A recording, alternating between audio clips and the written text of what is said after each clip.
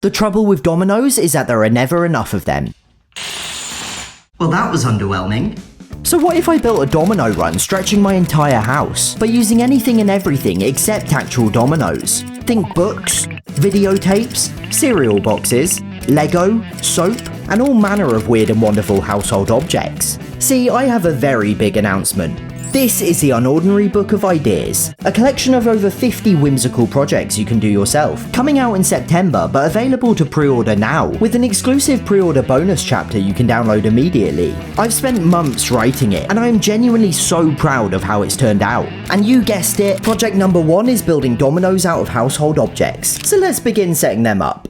We're gonna start in the lounge, and I have a ton of ideas for in here. So I want the dominoes to go around the room, through the TV, across onto the windowsill, then out into the kitchen. The first thing I used as dominoes were old VHS tapes. You know, those things that played movies before Netflix or DVDs. This one is really cool. It's got the original receipt from when it was bought in 2003? Yeah, 2003.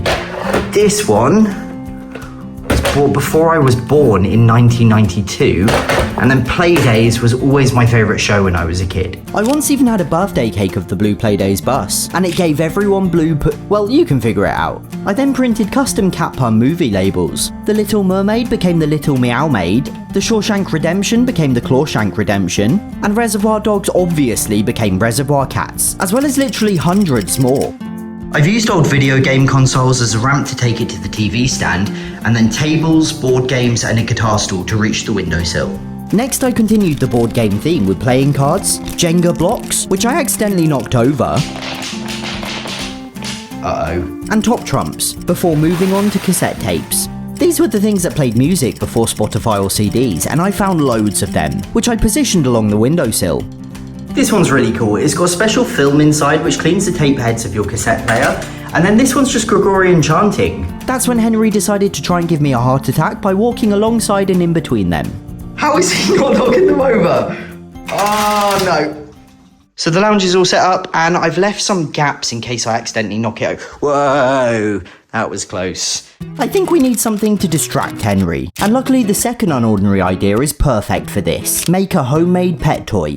I filled a stripy sock with catnip and pillow stuffing, sewed the end shut, ironed on some eyes, and drew a lopsided smile with fabric paint. May I present to you Sir Otto Sockington. Henry instantly had a new best friend. It was adorable.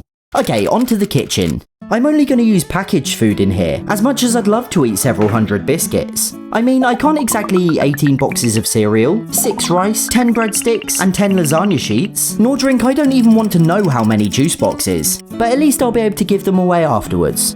It's all set up, and hopefully Bella's not about to headbutt anything. The dominoes are actually going to start here in the office, and I had no shortage of ideas. Batteries, staples, highlighters, these rectangular crayons, post-it notes, erasers, as well as reams of paper and ring binders. I even took the time to print them all custom labels with future video ideas on. But that's all very formal, and since I quite often build Lego in here, it seemed the perfect opportunity to make some Lego dominoes. I also used a bridge from Spronkington to span the gap from the windowsill to the desk. Plus, I'm going to be using the Tower Bridge Lego set, as well as the colourful Tower Bridge I built from spare pieces. Now, the Lego dominoes I've made don't actually fit under the arches, so I've made a load of smaller ones. All that's left then is to find something to go up there to actually start the chain reaction in the first place. Which brings us to the third unordinary idea. Visit somewhere on a banknote or coin. Banknotes and coins are tangible cultural artifacts, but I like to use them as a sort of guidebook. Over the years, I visited loads of real-life locations from World Currency and learned loads about the places it's brought me. But for this side quest, I'm going to travel somewhere I've always wanted to go. It's time for a very serious business trip. See, my favourite ever banknote is a US $2 bill, in part because of how uncommon they are. In fact, many Americans don't believe they exist, and there are countless news reports of people even being arrested for trying to use them. But they are real, and I've come to Philadelphia, Pennsylvania to visit the location on the back of the note. But first I went sightseeing. I saw the Rocky Steps, the Liberty Bell, and the oldest street in America. And that evening saw my favourite band in concert. But then it was time for a side quest within a side quest. I'm in Philadelphia to find the love sign and build it out of Lego. It was a lot smaller than I was expecting, but delightful as always to build the Lego counterpart beside the real thing. Okay, I'm getting distracted. Back to the original side quest. This is Independence Hall, which incidentally features on the $100 bill, and inside which is the Assembly Room, where the Declaration of Independence was signed exactly 250 years ago.